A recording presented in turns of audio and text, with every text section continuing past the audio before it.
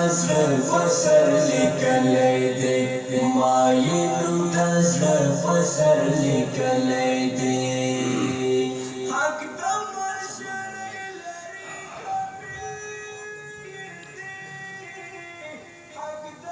إن الحمد لله نحمده ونستعينه ونستغفره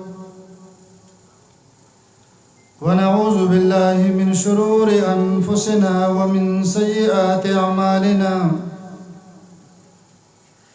من يهده الله فلا مضل له ومن يضلل فلا هادي له وأشهد أن لا إله إلا الله وحده لا شريك له وأشهد أن محمدًا عبده ورسوله أما بعد فأعوذ بالله من الشيطان الرجيم إياك نعبد وإياك نستعين درود الشريف ويز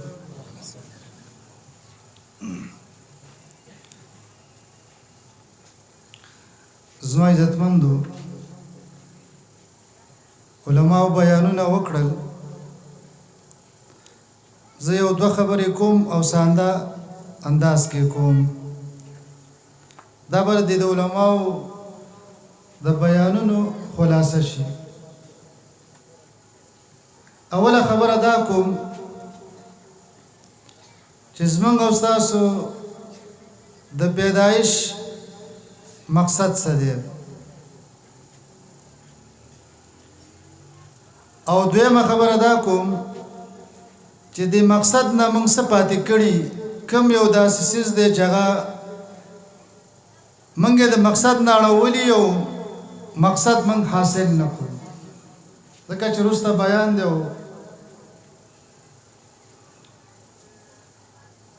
زما عزتمندو زمونږ او ستاسو د پیدایش مقصد هغه دا دی چې مونږ او تاسو خپل رب وپېژنو او خپل اعمال دغه د رضا کولو لپاره وکړو سليمان عليه السلام بارک راضي چې هغه یو ځل ناستو په ونه کې یو څلور مرغۍ ناستې وي او خپل منځ کې خبرې کولې سليمان عليه السلام د مرغو په خبرو پیدلو سليمان عليه السلام خپل ملګرو ته ویلي وی تاسو پوه شولې چې د مرغو خپل منځ کې څه ویلي هغه ورته چې موږ خو نه پیګو سليمان عليه السلام ورته ویلي ولدا څلور مرغۍ چې کومې ناستې دي دوی خبره وکړله او د یو بل خبره پوره کړله ولدا اولی مرغۍ ویلي چې ارمان دا مخلوق پیدا نه وي دا مخلوق پیدا نه وي ول دې دوی مرغۍ ورته ویلي چې مخلوق خو پیدا دی خو ارمان چې په خپل مقصد باندې پوه وي چې څه مقصد د پاره پیدا دی ول دې درې مې ویلي چې پیدام دی په خپل مقصد باندې پوهیږي چې څه د پاره پیدا یم خو ارمان چې دا مقصد ارمان چې عمل کوله ارمان چې څه کوله عمل کوله وای څلورم ویلي چې مخلوق پیدا هم دی په خپل مقصد هم پوهیږي او عملم کوي خو ارمان چې دا عمل د الله رضا د پاره کوله ارمان چې دا عمل د الله رضا د پاره کوله زما عزتمندو ما ته دې په سوچ وکړو چې دا عمل ما ته پیدا می مقصدم پیژنو عملم کو خو زمونږ او ستاسو په عمل کې د الله رضا ډیره کمه ده او دا ډیره قرباني غواړي چې یو سړی د یو عمل کوي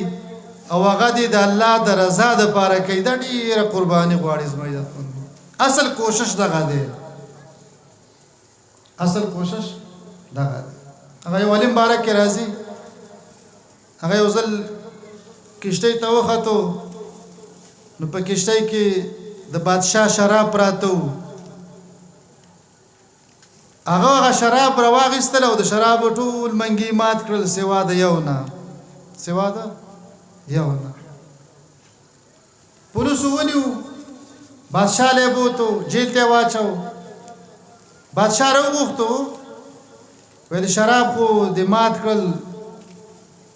منګي دې مات کړل خو دا راته ووایه چې دا یو منګی دی ولې پرېښی دی او سم اوږده مکالمه کړې ده ویل دا یو منګی دی ولې پرېښی دی هغه ورته ویل بادشاه دا نور چې مې ماتول دې کې د الله رضا وه خو چې دا یو پاتې شو زما په زړه کې راغله چې ته خو ډېر لوی سړی خو ډېر غټ کار دی وکړو نو کو دا یو مې ماتولې دې کې د الله رضا نه وه بیا د دنیا شهرت و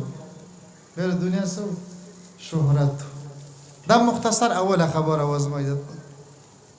اوس دې مقصد کې داسې کوم یو څیز دی چې هغه زموږ مخې ته دی او موږ یې د مقصد نه اړولي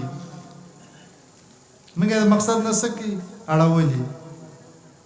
هغې دپاره علماو یو واقع لیکلې ده او ډېره عجیبه خبره لیکلې ده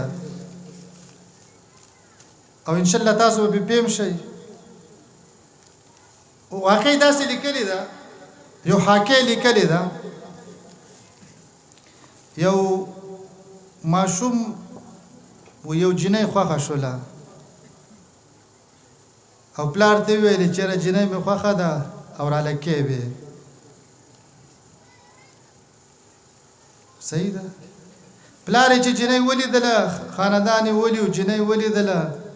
نو د پلار یې خوښه شوله وایي چا یې خوښه شوله د پلار او د زوی لانجه شوله د پلار او د زوی څه شوله د کلي مولا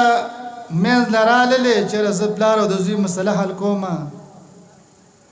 نو د کلي مولا چې سې کړله چې دا څنګه جنۍ ده چې د پلار او د زوی پې لانجه ده نو چې هغه سې کړله د هغه خوښه شوله د هغه څه شوله خوښه شوله تاسو امیان یاستئ زه مولا یم زه تاسو نه ښه پوهېږم تاڼې ته خبره لاړله نو چې تاڼهدار سې کړله چېرې دا څنګه جنۍ ده چې د پلار او زوی او د مولا پې لانجه ده نو د تاڼهدار څه شوله خوښه شوله هغه وایي تاسو ویل سیاسي زه د حکومت سړی یم او زه به هر حال مسله مخکې لاړه خو د جنۍ د څلورو واڼو ته وویلې چې یو خبره به ته زه وکړم کو تاسو یې منئ او ومنله نو زه به د هغه یم ویل ټیک ده ویلې زه د یو زوی ته یې ویلې د پلار ته یې ویلې مولا ته یې ویلې تاڼهدار ته یې ویلې چې زه تاسو نه مخکې منډه به وامه خو چا راونیولم د هغه به یم ټولو بډې راښکلې جنۍ مخکې منډې او دوی پسې وروسته منډې منځ کې یو کنده راغله د جنۍ د کندې نه ودانګل او دا ټولو پسې څه شو کندې ته ورپرېوتل جنۍ له راستانه شوله ورته ویلې ګوره زه دنیا یم زه څه یم زه د هیچا کېږم نه زه د هیچا کو زوی پسې منډې وخي او کو پلار یې پسې وخي او کو د کلي مولا یې پسې وخي او کو تاڼهدار یې وخي زه د چا کېږم نه نو مقصد مې دا دی زما عزتمندو موږ د خپل مقصد نه دنیا اړولي یو کو زوی دې دنیا پسې منډې وخي که پلار دې منډې وخي او که د کلي مولا دې هغه پسې څه کوي منډه وخي چېرې زه دنیا څه کومه حاصله کوم او دنیا ما ته میلاو شي تاسې ده که نه د کلي زوی موټونو ته ولاړې پلار یې ولاړې او مولا هم څه کوي ولاړې کلي زوی وایي زه خدمت کوم پلار یې وایي زه خدمت کوم د قوم او مولا وایي زه د قوم څه کوم خدمت کوم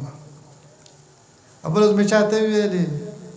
ماني مولا کور کې کار نه کوي نو د بار بچا خدمت وکړي بار بچا څه وکړي تاسو چېرته د مولا خدمت کور کې لیدلی دی نو چې کور کې نه کوي نو د بار به څنګه وکړي خو دې نه معلومیږي چې یاره دا خدمت نه دی څه بله څه مسله ده بله څه ده مسله ده نو مقصد مې دا دی زما عزتمندو راځئ دا علما چې د وختي نه لګې دي چې دا خپل مقصد وپېژنو او د خپل مقصد پسې روان شو د خپل مقصد پسې څه شو روان شو هغه مقصد څه دی چې د الله کتاب موږ راوالو او دا سینې ته څه کو راجوخ کو او دا زده کو د الفاظ د دې معنا د دې مقصد هغه زده کو که سړی وایي زه نه شمه نو خپل بچی دې د مدرسې ته راولېږي مسۍ دې راولېږي کوشش دې وکړي انشاءالله رسې به کوو که چې خپل مقصد هغې پسې ورپسې شو د الله کتاب د هغې سره خپل تعلق وساتو او د نبی علیه الصلاة والسلام سنتو سره خپل تعلق وساتو انشاءالله ساتو به الله دې د عمل کولو توفیق راکړي انشاءالله مشر به راځي هغه به تاسو ته پوره بیان کړي